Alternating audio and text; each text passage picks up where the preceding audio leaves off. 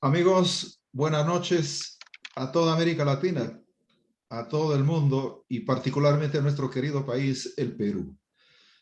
Les hablamos con la finalidad de conversar, evaluar y discutir algunos problemas que tienen que ver con la actual coyuntura económica, social y política a partir del gran encuentro de jefes de Estado y de delegaciones especializadas en la cumbre de CELAC que se desarrolla en México. América Latina tiene una tradición sumamente interesante. Han habido algunos intentos interesantes para concretar la unidad ansiada desde la proclamación de la independencia de América Latina hasta la actualidad, sin que se haya concretado ninguno de los esfuerzos con relativa facilidad. Muy por el contrario, podríamos decir que han habido esfuerzos desde otras esferas, desde otras áreas políticas, para minimizar y en todo caso debilitar los intentos de esa gran unidad que los países de América Latina estaban tratando de concretar. Hablamos, por ejemplo, de la década del 60 y del 70, con intentos de el desarrollo de la economía hacia adentro, del modelo de sustitución de importaciones, modelos que tienen que ver con un esfuerzo significativo de todos los países por independizarse científica y tecnológicamente, tanto de la economía como de los sistemas políticos de los países dominantes. Esperamos de que esta cumbre de México apunte al desarrollo de algunas iniciativas que fortalezcan ese nuevo intento por concretar la gran unidad de América Latina. Tenemos, por otro lado, un gran intento a partir de nuestro país, la presencia de nuestro presidente Pedro Castillo en México, que está participando, yo creo que para de alguna manera hacer llegar algunos de los planteamientos significativos desde nuestro territorio, básicamente en función de modelos económicos y sociales que recién en el curso de los 35 o 40 días que tienen el poder se están implementando. Por otro lado, tenemos el hecho de que tratemos de evaluar y sistematizar el conjunto de ideas desde otro ángulo. Yo me he trepado a este proceso, o he subido a este proceso, tratando de utilizar la señal del canal del economista Ney Miranda Flores, porque me parece que el talento y la cantidad de información que posee respecto a los desarrollos significativos a nivel de cada país son importantes. ¿Y por qué yo me he permitido tomar la señal de su canal? Porque me parece que hay que ordenar las ideas. Me parece que hay que sistematizar los planteamientos para que lleguen de una manera nítida, de una manera significativa, académica, sin menospreciar la calidad y la profundidad de los análisis, y tampoco complicarlo desde una perspectiva del conocimiento erudito, del conocimiento riguroso, que no lo entienda la población, etc. Muy por el contrario, yo quisiera que me permita el dueño de la señal para que a partir de hoy tengamos conversaciones muy interesantes para provecho de la comunidad académica, para provecho del mundo científico y académico y sobre todo para provecho de la población, particularmente de nuestro país. Buenas noches, economista Ney Miranda Flores, un placer. Buenas noches. Agradecido por su amable introducción, una introducción muy contextual, muy interesante. Y aquí estoy a sus órdenes. Yo pienso que a este nivel no tanto va a ser una entrevista, sino va a ser un diálogo entre ambos, porque yo también quisiera sacar provecho de sus conocimientos. Muchas gracias. Bien, el día de ayer yo revisando la primera parte de su presentación ante el público de América Latina y el mundo respecto a esta cumbre, más o menos quedaron establecidas algunas ideas fundamentales, ¿no? Este es un intento más, es un intento que puede convertirse como en los demás intentos estrictamente emocionales, dogmáticos, de gasto de cerebro y de neuronas sin ningún provecho desde el punto de vista práctico. Entiendo su pregunta. Lo que quisiéramos que esta cumbre no sea como las anteriores y que quede una mera declaración de principios, de ideas y de buenas intenciones. Y creo que haciendo un diagnóstico más o menos aproximado, yo diría que estos intentos de tratar de integrar a nuestras comunidades pasa por tener un liderazgo. Y ese liderazgo en América Latina no se ha visto hasta hoy. Cuando México toma ese liderazgo pro tempore con el super canciller Marcelo Ebrard, entonces sí se ven resultados. El solo hecho que se hayan reunido más de 33 países ya significa un éxito de la cumbre, un logro. Y vamos a ver qué lugares o qué países han intervenido, altas personalidades, incluyendo representantes de la OEA, representantes de la Unión Europea, etcétera, etcétera. Entonces, y yo creo que en el liderazgo estratégico radica, si se quiere, los frutos y los buenos resultados. Esperemos que así sea. Yo noto que hay un contexto muy particular en el que se desarrolla esta cumbre.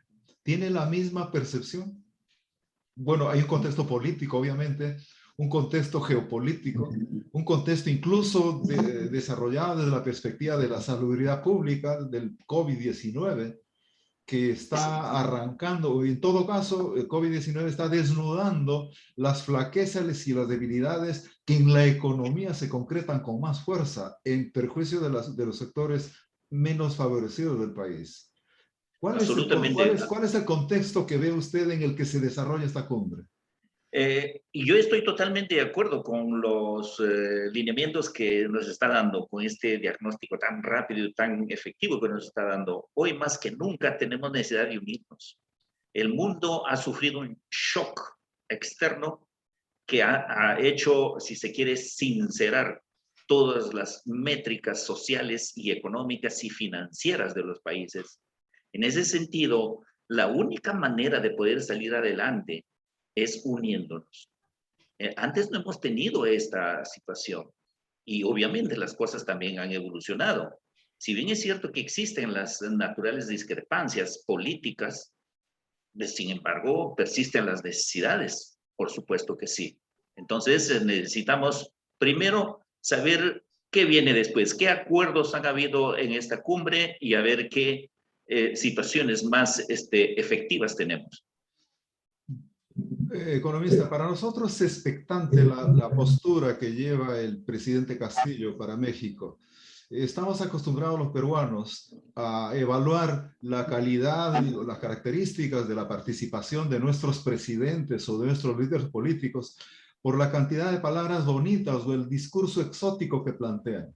Yo recuerdo que cada vez que regresaba Belaúnde de las Naciones Unidas o de la cumbre de la OEA o de cualquier otro escenario político donde tenía que participar nuestro distinguido arquitecto, lo recibíamos en hombros porque era el político que hablaba muy bien. Entonces, hay yo diría una particular expectativa respecto a la postura y al trabajo que pueda desempeñar el presidente Castillo en México. Hasta ahora, usted que radica ahí y que lo ve con mucho más facilidad y mucho más proximidad el desenlace de su participación, ¿cómo se está comportando, por favor? Primero que nada quisiera aprovechar su comentario para decir lo siguiente. El día que llegó el presidente Pedro Castillo y su señora esposa, aquí en México fue recibido por el canciller Marcelo Ebrard. Y realmente es un honor que el canciller lo haya recibido, juntamente con la secretaria de Cultura Y una anécdota muy significativa fue que la Secretaría de Cultura a viva voz y en voz alta se emocionó tanto al recibir al presidente. Y la imagen que proyectó su esposa es una imagen cautivadora, una persona sencilla y humilde.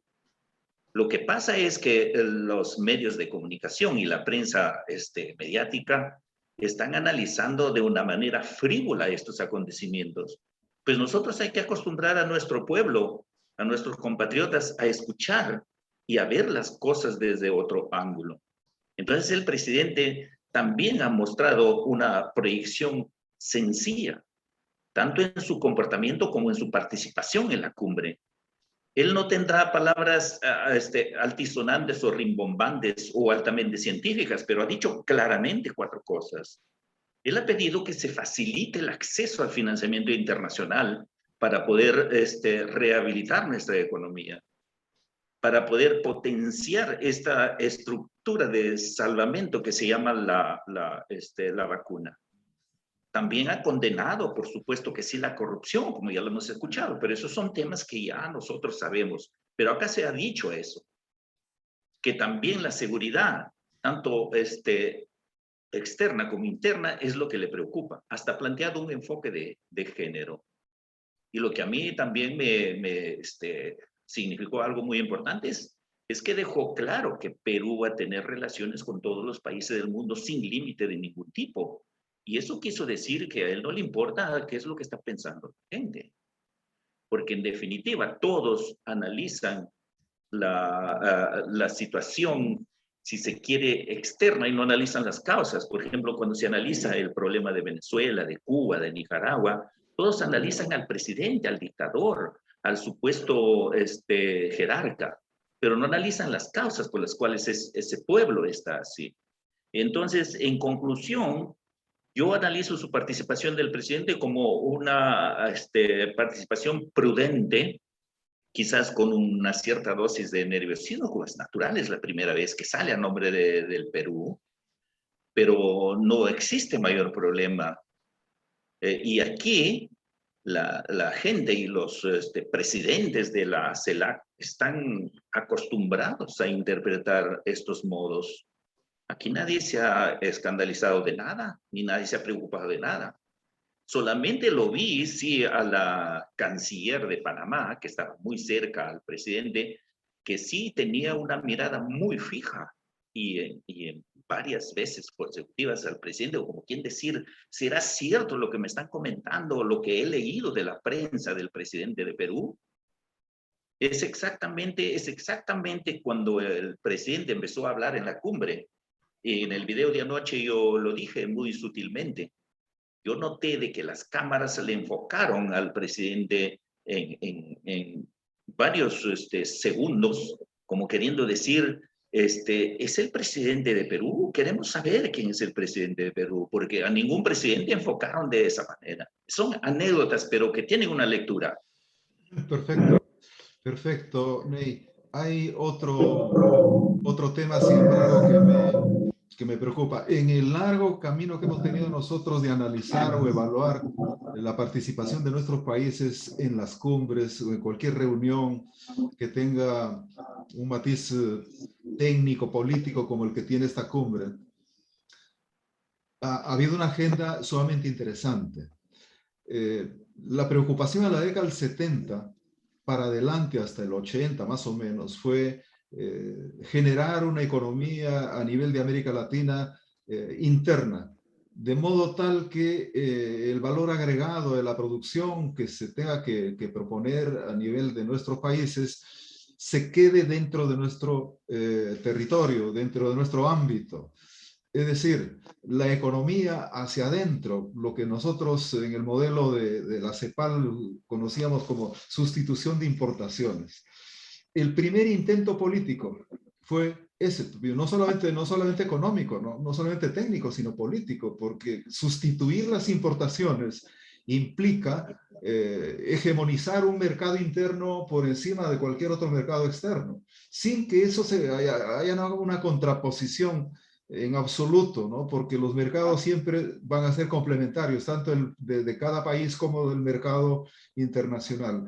Yo veo en este momento, por ejemplo, una coyuntura similar a esa coyuntura. Y esta coyuntura se caracteriza por un conjunto de correlaciones políticas significativas que pueden conducir a generar o a proponer una organización que tienda, mira, que tienda a sostener más o menos un tipo de economía similar, con las particularidades que la globalidad plantea. Obviamente, estamos en un escenario global donde todos los mercados dependen el uno del otro y obviamente la competencia es por consolidarse en el mercado internacional. Eso es cierto. Esta agenda propuesta por el CELADE 2021 va por ese camino o tiene su propia agenda en el tema económico, en el tema político? Bueno, si me permite, yo quisiera, antes de responder a esa pregunta tan interesante, tan contextual, y decir a todos nuestros oyentes a nivel de Perú y de toda América Latina y el mundo a través de mi canal, que yo en realidad tengo el honor de que el doctor Javier Miranda esté platicando conmigo.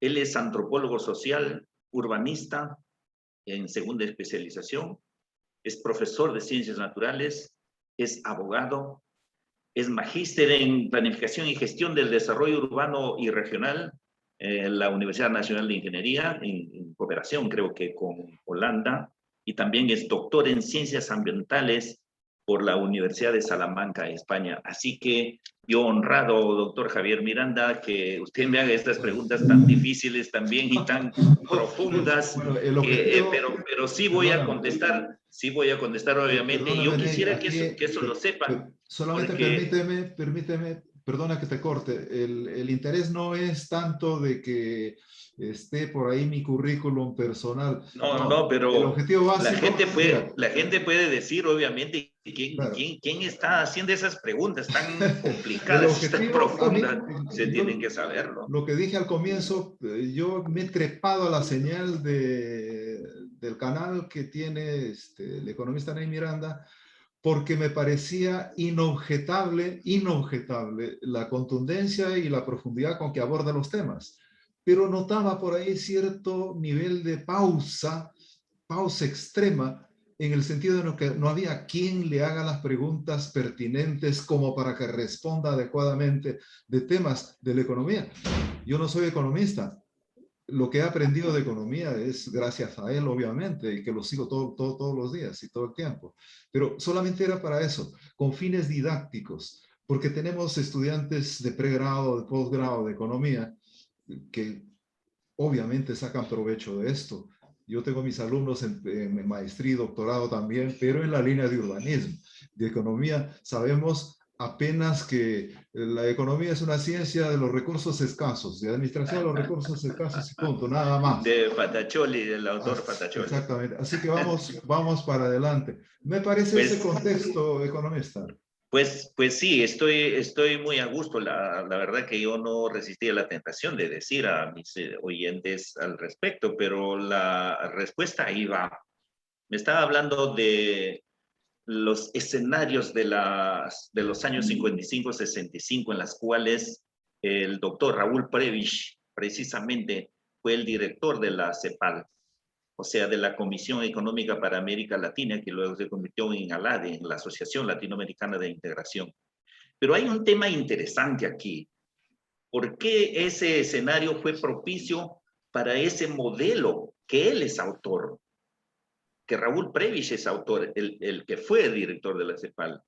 Porque él, a través de sus investigaciones que hizo con toda la gente, los profesionistas de la CEPAL, logró demostrar que la relación de los términos de intercambio de todos los países, básicamente subdesarrollados respecto al mundo de desarrollo relativo alto, eran deficitarios. En otras palabras, las balanzas comerciales, tanto de bienes y servicios, eran deficitarios, o sea, tenían pérdida. permanentemente, secularmente tenían pérdida. Entonces él dijo, ¿qué sentido tiene conectarnos con el mundo si siempre vamos a perder? Porque aquí no muchos saben cuál es la trascendencia que tiene tener un déficit de balanza comercial. Solo analizamos que el número es negativo, nada más. No, no, no. Un déficit de balanza comercial significa que nosotros, por ejemplo, si analizamos a Perú y tiene déficit de balanza comercial, que por suerte no lo tiene en este momento, significa que nosotros le estamos pagando el bienestar a la población del otro país con quien nos relacionamos. Significa que nosotros le construimos sus carreteras, sus escuelas, sus universidades, les pagamos los sueldos a sus burócratas. Eso significa tener déficit de balanza comercial. Entonces Raúl Prebisch dijo, ¿qué sentido tiene si siempre vamos a perder? Mejor vamos a activar nuestro potencial interno, y él creó su modelo de sustitución de importaciones. Entonces fue bien intencionado, sustentado en una investigación cuantitativa. Él se planteó hipótesis, por supuesto que sí, pero fue bueno y fue malo a la misma vez. ¿Por qué fue malo? Porque durante una década y casi 2 décadas, toda América Latina se condenó a un atraso singular. Yo recuerdo muy bien que en el año 68, creo, cuando el hombre llegó a la luna, nosotros en Perú escuchábamos las primeras palabras de Neil Armstrong en unos radios alemanes que funcionaban con unas antenas de alambre y tenían tubos al interno, mientras que en el norte ya se veía en televisión. Si eso lo proyectamos, por ejemplo, a la industria farmacéutica, era un caos. No podíamos traer, porque incluso después, en la década del 80, 85, con el gobierno de Alan García, por ejemplo, se tomó como bandera que no se iba a pagar la deuda más que el 10% de las exportaciones. Fue también otro tema, pero eso es producto de esos contextos. Ahora hemos evolucionado, el contexto es diferente. Los países no tienen todos déficit de balanza comercial, entonces no habría un sustento como para decir, vamos a priorizar fundamentalmente la economía interna y ausentarnos de la economía externa. Por ejemplo, México no lo podría hacer eso, porque México depende un 85% de los Estados Unidos. Su comercio exterior es de ese tamaño. Ney, perdóname. Adelante, Perdóname, Ney. Alan. Eso, yo totalmente de acuerdo, pero ¿no hay acaso un reclamo desde el punto de vista no solo ideológico y político, sino también realista, muy práctico? Es decir, a ver, ¿cuál es la aspiración suprema? Nosotros, yo recuerdo que tenemos la misma lógica en cuanto Perú también tuvo sus representantes de ese momento, ¿no? Con Raúl Prebisch, Julio Kotler formó parte del estudio del Instituto de Estudios Peruanos, Cardoso de Brasil, Julio Luis Corallo de Argentina. Entonces, imagínate, todo un pensamiento económico sumamente interesante, que propuso un modelo distinto, que no solamente va a la sustitución de importaciones, sino a un proceso de independencia más clara, mucho más realista económicamente. Era un modelo nacionalista, vamos a decirlo desde esa perspectiva, mucho más interna, mucho más nacionalista. Pero acá viene el otro tema fundamental también. Y parece que hay fuerzas externas, el entorno, los mercados internacionales, si bien es cierto, son distintos, también han jugado un rol determinante en poner zancadillas o en todo caso a no permitir el desarrollo científico y tecnológico, porque nos han subido en el papel de productor de materias primas y no de ciencia y tecnología. Por lo tanto, si seguimos produciendo materia prima para la creciente industria del resto de países, la independencia económica y el modelo de desarrollo hacia adentro nunca se va a concretar. Y por lo tanto, ahí estaba el tema. ¿No le parece? Absolutamente de acuerdo. Es más, ahora los países llamados periféricos, o más claramente hay que decirlo, subdesarrollados, podemos ser países industrializados, pero con tecnología incorporada. Exacto. Seguimos siendo países productores de materias primas, claro que sí, Y nos sentimos orgullosos que Perú es el segundo o tercer país más productor del cobre. Ese commodity es interesante, está creciente los precios, pero nuestro desarrollo no debe radicar en la exportación de materias primas.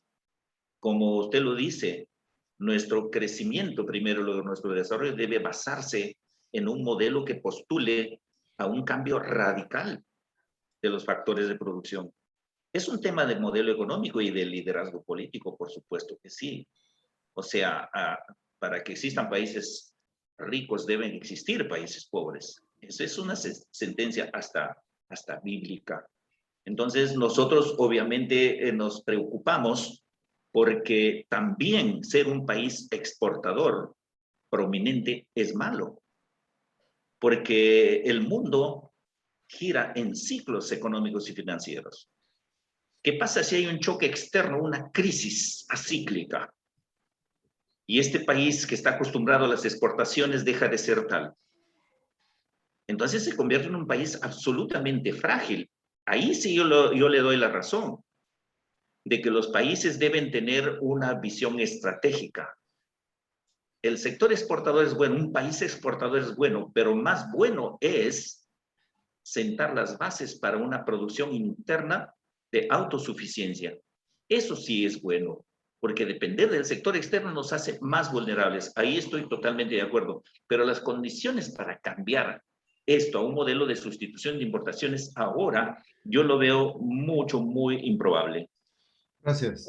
Gracias, Ney. Mira, el tema este del diagnóstico del entorno tan interesante como el que usted está proponiendo, eh, podríamos completarlo, pero yo tengo otras preocupaciones con relación a esta cumbre. Tengo otras preocupaciones. Los actores sociales que intervienen en este, o sea, los protagonistas fundamentales, que son jefes de Estado, cancilleres, delegaciones especializadas desde el punto de vista económico, etcétera, que participan en esta cumbre, yo diría que no todos participan en la misma dirección, con la misma potencia, con los mismos logros con relación a su economía y a la organización política de sus estados, y algunos el debe y el haber han cargado, yo diría que están cargándolo con mucha fuerza. Es el caso, por ejemplo, de Venezuela. Venezuela, a mí me parece que estratégicamente está aprovechando de toda la evaluación que hemos hecho de los discursos de los presidentes, está aprovechando esta reunión para plantear en primer lugar su postura tal como la conocemos, sin absolutamente distinguir mayores apremios. Pero al mismo tiempo está recibiendo Venezuela yo diría, un tipo de discurso antagónico y ordenancista, casi policíaco de algunos de los presidentes también de la cumbre, incluso olvidándose de los rigores diplomáticos en el trato entre las personas. Entonces, Venezuela he visto que tiene también un discurso que apuesta por la unidad de América Latina, pero también que solicita y reclama el respeto a su autodeterminación. ¿Cuál ha sido más o menos el apunte central del discurso de Venezuela en esta cumbre? Bueno, mire, en realidad el primer detonante aquí de las discrepancias sabíamos, pero quien se manifestó de una manera muy clara fue el presidente de Paraguay, incluso con nombre propio.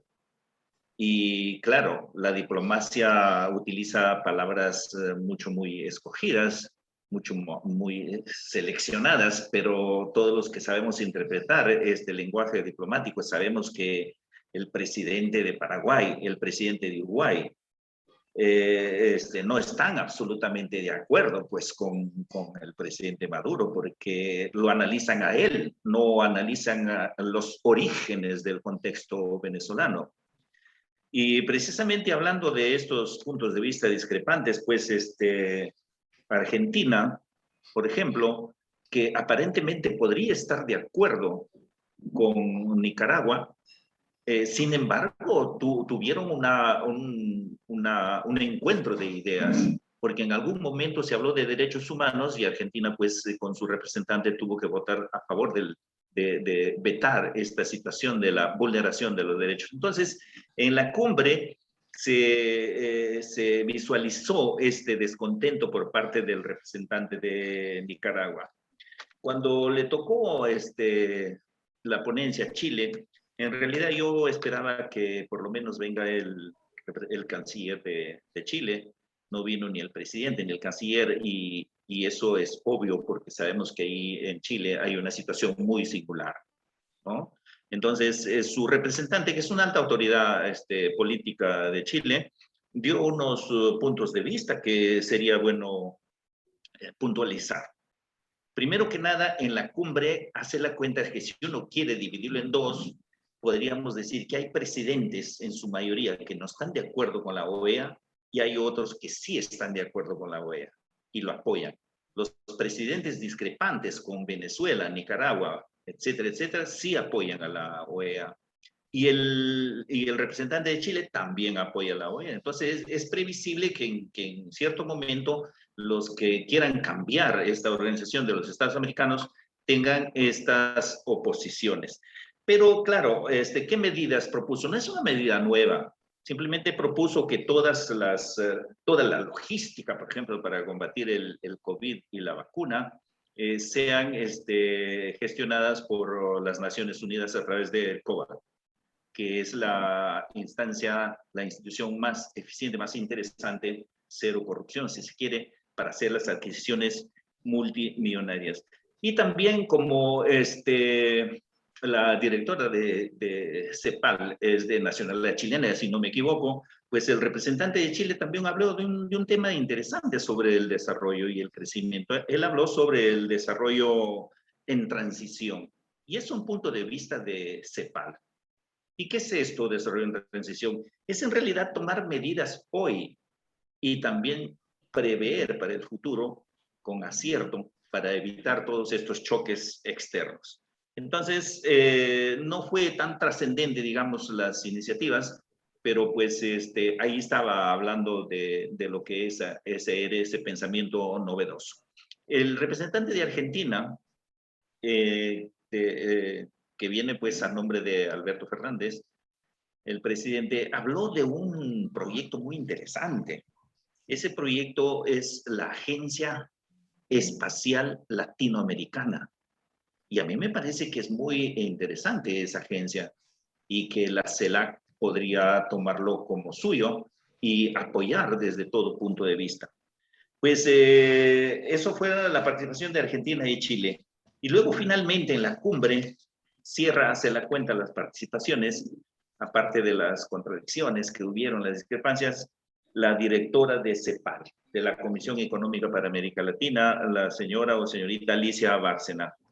Entonces, ella habló y hizo un resumen de todo, coincidió con casi todos los representantes de los países, pero presentó dos cosas interesantes, dos proyectos, que eso me gustaría que todos lo conozcan y yo lo voy a subrayar. Adelante. Sí.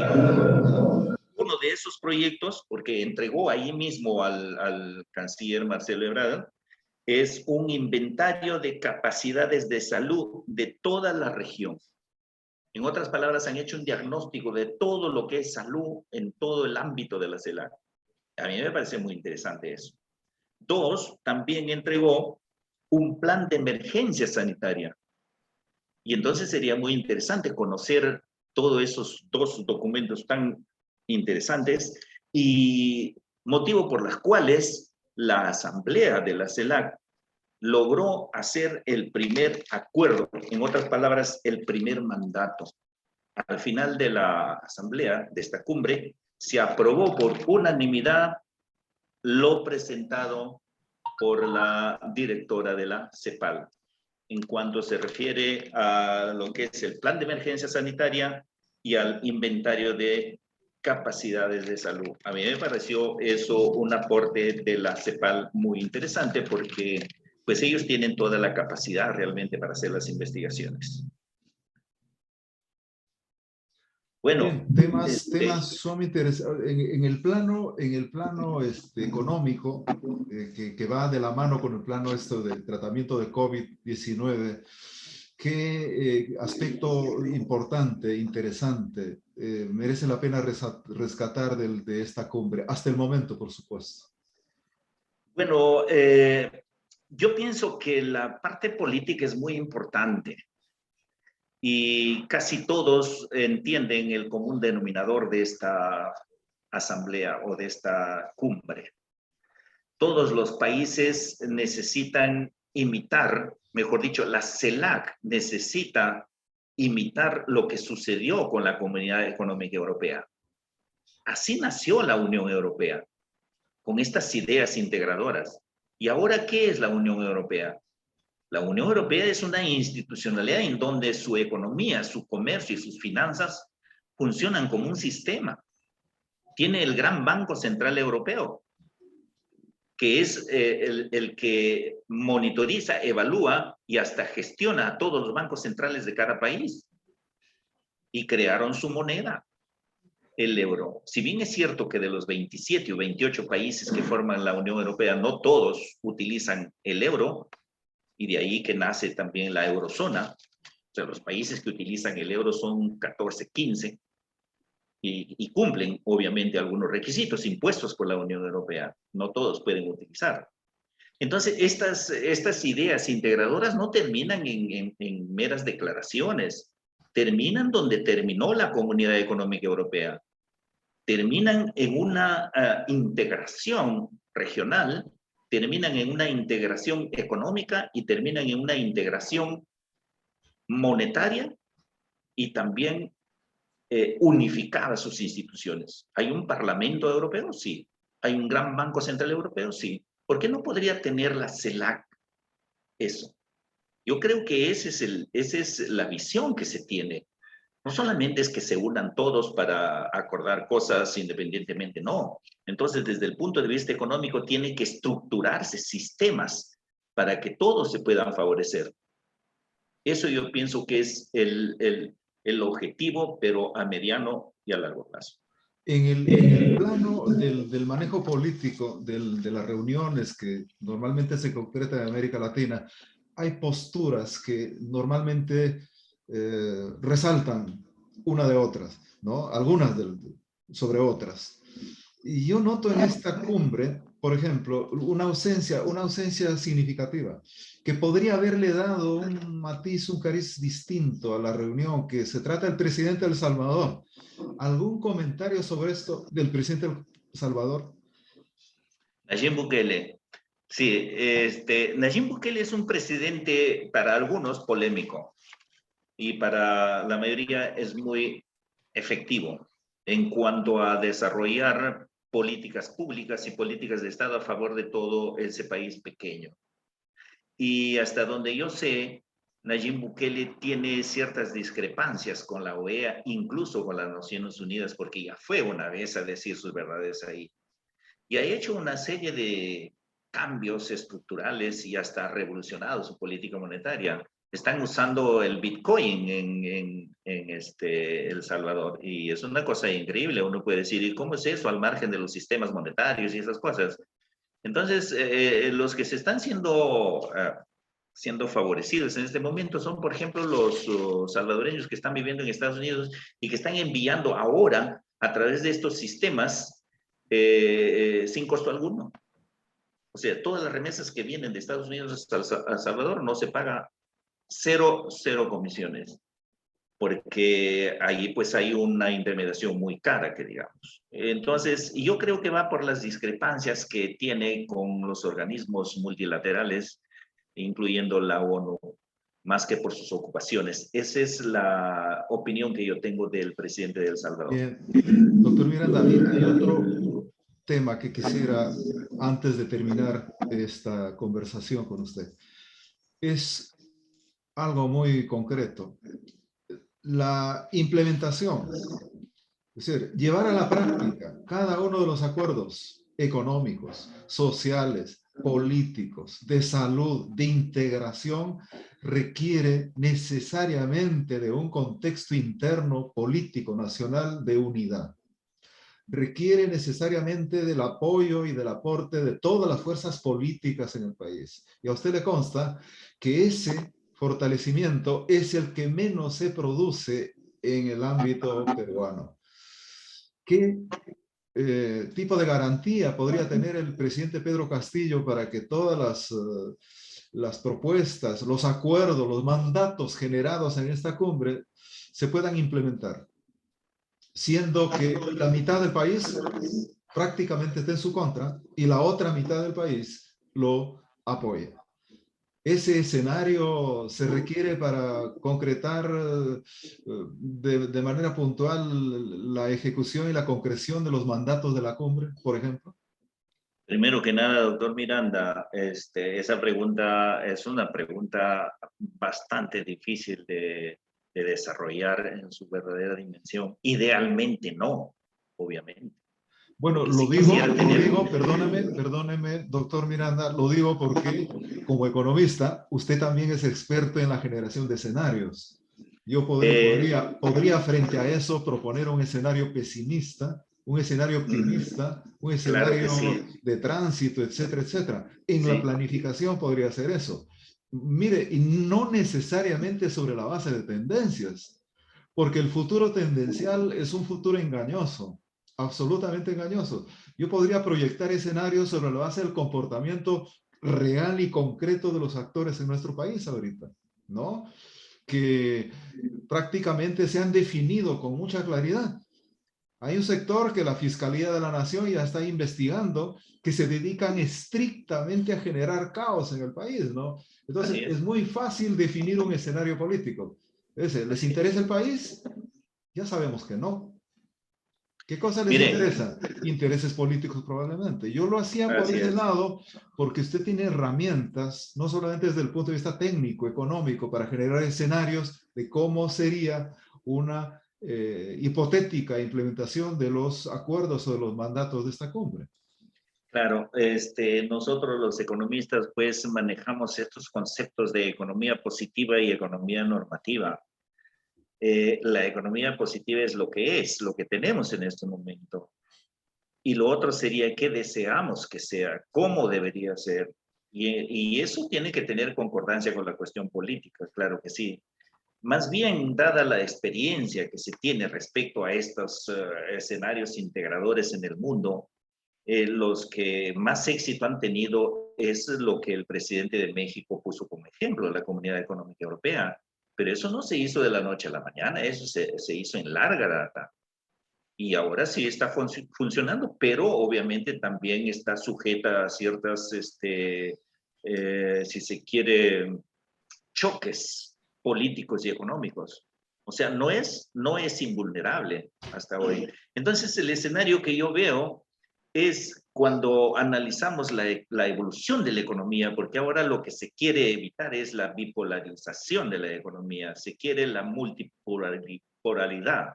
O sea, se quiere que existan muchos actores que sean importantes y que no dependamos ni de uno ni del otro. Entonces, no lo veo en el corto plazo que esto sea efectivo. Tendría que ser un trabajo muy estratégico, la verdad, porque la economía se mueve por ciclos también. Y cuando la economía está bien, hay más entusiasmo político. Y cuando la economía no está bien, obviamente, sálvense quien pueda y el individualismo se posesiona. Entonces, no es que yo sea pesimista, pero sí, yo creo que como todo plan estratégico tendríamos que visualizar en el tiempo los escenarios e insistir en este liderazgo, porque también tiene su cuota de liderazgo. Si hay líderes como, por ejemplo, el canciller mexicano, yo creo que sí se puede seguir adelante. Eso es un punto de vista, yo diría, realista. Claro, ¿por qué le comentaba esto, doctor Miranda? Por un hecho simple. Podríamos incorporar al modelo una variable posiblemente no tan novedosa, pero sí me parece a veces irreverente incluso, ¿no? Y bueno, somos herederos de una tradición hermosa del imperio de los incas. pero tenemos que ser realistas de que ese imperio ya nunca más se puede revivir, ¿me entiendes? Ya no. Sin embargo, vivimos con la bandera del Tahuantinsuyo, nos esmeramos en el rescate de la cultura popular a añoranzas y a usanzas de una ortodoxa a reflexión, través de claro, de expresiones un reflexión poco indigenista, exteriores. ¿no? No, no, no, claro. Claro, y no nos damos El- cuenta que la otra gran variable para incorporar al modelo es que tenemos que reconocer que somos un país mestizo, por un lado, y por otro lado, reconocer el hecho de que estamos en una sociedad global absolutamente nueva, en forma y contenido, irreverente, que genera todos los días actores sociales distintos, que tiene Así es. elementos de cambio y de continuidad muy, muy claros y precisos, y requiere permanentemente de la adecuación de su gente y de su sociedad al nuevo impulso de la modernidad. Por eso es lo que necesitamos, pues, que la oferta educativa sea más real. Entonces, el acceso a la educación es importantísimo. El modelo educativo no solamente tiene que cambiar en cantidad, sino en calidad. Cuanto más educado es un pueblo, es mucho más factible que logremos lo que usted está diciendo. Por supuesto que sí. El que yo me ponga una chaqueta indígena o un poncho o un sombrero no quiere decir que soy más originario que el que Exacto, vive en exactamente. Juliaca. Por supuesto que no. El hecho que yo no baile un huayno o etcétera, etcétera, no quiere decir que soy menos originario. Yo recuerdo, doctor Miranda, cuando trabajaba en Cusco, porque mi primer trabajo fue Cusco, después de ser profesional ya y trabajar en un cargo ahí en la Corporación del Sur, yo recuerdo que apreciaba y quería enormemente a mi país, a su música, a su cultura. Hasta bailaba yo con mis amigos y con mucha gente del campo en el río sagrado de los Incas, los huaynos cusqueños, Palicha, por ejemplo. Pero esas expresiones tienen que ir junto con la necesidad que uno tiene de superación. Entonces, yo atribuyo que el acceso a la educación es fundamental y podemos seguir conservando nuestras costumbres, A ver, nuestra cultura, por supuesto, doctor sí. Miranda, perdone, usted sabe que yo soy antropólogo social Así es, lo leí y aquí. Por supuesto que sí. más que yo, no creo que haya algún otro profesional que defienda tanto la cultura de su país. Yo Por supuesto. me parezco mucho al mexicano. El mexicano es muy, muy patriota, muy, muy nacionalista Así es. y amarra con mucha fuerza todos los símbolos y estructuras distintivas de Y su a mí cultura me consta, por encima de lo demás. a Eso mí me me parece consta, sumamente importante. sí. Pero ¿no le parece que estamos postergando demasiado este proceso en el sentido de que si esperamos el cambio significativo en el modelo educativo, Pero vamos a obtener que el modelo económico sea un reflejo del cambio en el modelo educativo? ese es el tema central. Me parece que Ese es el no, tema que central. podríamos actuar paralelamente, es Sí, decir, claro. dentro del modelo económico debería haber un área estratégica de modo tal que se trabaje con la misma intensidad, ¿no? ¿Cuál es la visión que se tiene del tipo de economía y de sociedad que queremos para el futuro?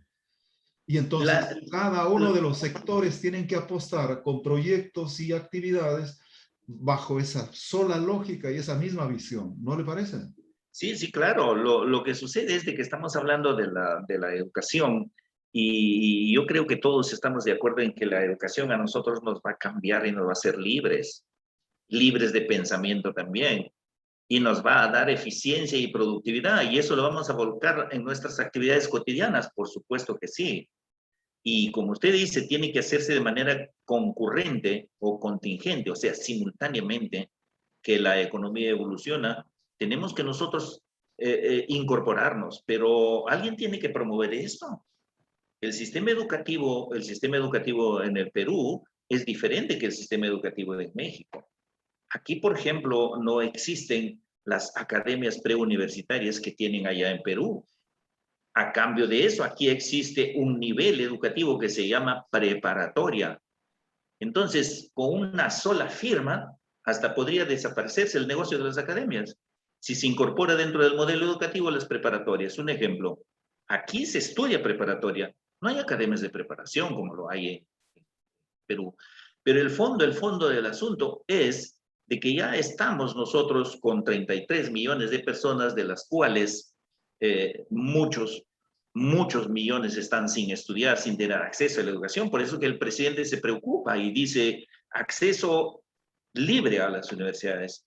Yo estoy de acuerdo en eso, pero que se haga progresivamente, como se dice, y que se tecnifique la educación también, porque si no vamos a seguir con tecnología incorporada. Bien, hey, yo lo que quiero es agradecerte por la permisión de activar tu señal para conversar un rato contigo de estos temas tan interesantes, Hemos conversado, yo tan, creo que un buen tan rato, sí. valiosos, tan valiosos, y me parece que queda en el tintero una última cuestión. Y esa ¿Cuál cuestión tiene será? que ver con tu perspectiva. ¿Qué espera la economía de los países de América Latina respecto a los logros de esta cumbre? ¿Qué se espera?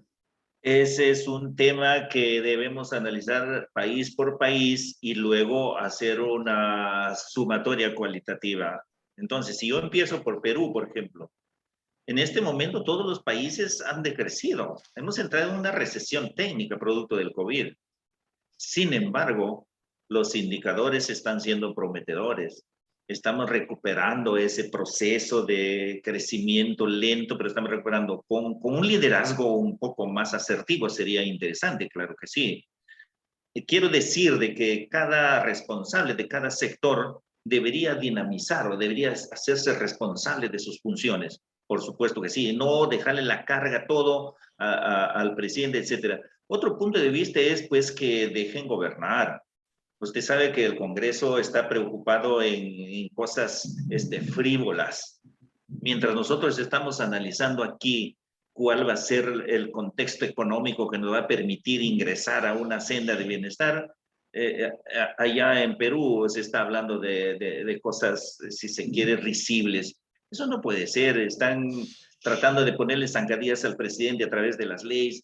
Dejen gobernar. Así de simple. El presidente ganó las elecciones y tiene su periodo. Ya está. Ahora, el consejo, mejor dicho, la sugerencia que yo daría a los líderes, incluyendo al presidente, es de que de esta gestión depende el futuro también del Perú, no solamente de este quinquenio. Si lo hacen bien esta vez, van a tener plataforma para el 2026, por supuesto que sí, y deben evitar todo tipo de tentaciones de cualquier naturaleza. Hay que hacer bien las cosas y ya, en 5 años no se va a convertir el Perú ni en Finlandia ni en Suiza, pero sí se puede avanzar, o sea. No puedo decir yo pronósticos alentadores si no reviso realmente las cifras. Mira, pues esta es una plática muy larga que podemos tenerlo en algún momento y analizar toda la información y todos los indicadores, claro que sí. Bien, yo antes de concluir, esta vez sí, en serio, ya sugiero que en su canal, su programa, tengamos un par de veces en vivo para compartir con todos los amigos de América Latina un tema tan interesante como el que se ha derivado el día de hoy. Y nosotros, a diferencia de los amigos del Congreso de la República del Perú, estamos contribuyendo con la formación de nuestra gente, de nuestros estudiantes, de nuestros profesionales. Yo me permitiría decir que estamos pensando las 24 horas en el Perú. Pensando las 24 horas, pero que podría ser un buen título para un programa de canal de televisión. Que podría ser un buen título para Nos podrían denunciar, doctor Miranda, ahí los de un youtuber, 24 horas. ¿no? Un youtuber, 24 horas pensando en el Perú. Qué bueno si Sí. contagiáramos a los demás. Acá no hacemos política, hacemos una No, labor un análisis. absolutamente imparcial, Así es. tampoco neutra, ¿no? Tampoco No, neutra, porque cada uno tiene un planteamiento y punto, pero nos preocupamos y nos cuidamos mucho de no ser absolutos y emocionalmente incoherentes, ¿no? fundamentalista en ciertos casos. No, Exacto. pues Por lo yo tanto, le por lo agradezco tanto, mucho Ney, yo termino con esto. Amigos de toda América Latina, ha sido un placer realmente compartir con un profesional de la talla de Ney. Y vamos a tener frecuentemente este tipo de encuentros, más que nada para permitir que él un poco dinamice todo lo que conoce con relación a la economía y a todas las políticas públicas, Podemos, ¿no? sí, Económicas. podemos escoger temas. Hay muchos temas que tratar Así es. sobre la economía peruana que tiene que ver con sus 4 políticas, ¿verdad? Con lo que es en realidad el desarrollo sostenible. La política económica, fiscal, monetaria, comercial y medioambiental. Entonces, juntamos información y podemos hacer docencia aquí en beneficio de todos. Ser lo más sencillo posible para todos los compatriotas y que también los estudiantes o los profesionistas saquen provecho. Y eso lo comparamos con la realidad de todos los países, claro que sí. Y eso sería muy útil. Yo le agradezco enormemente y pues me he sentido en algunos momentos atemorizado por sus preguntas de alta profundidad. No, La verdad que sí, que necesito un poco más de contexto, pero en fin, todo lo que sea aportar, aquí estoy en cualquier momento. Más bien, si me permite, me faltan escasamente, creo que 20 suscriptores para llegar a los 1000 que exige estas redes sociales, sí. Y de esa manera pues podemos lanzar los programas en vivo.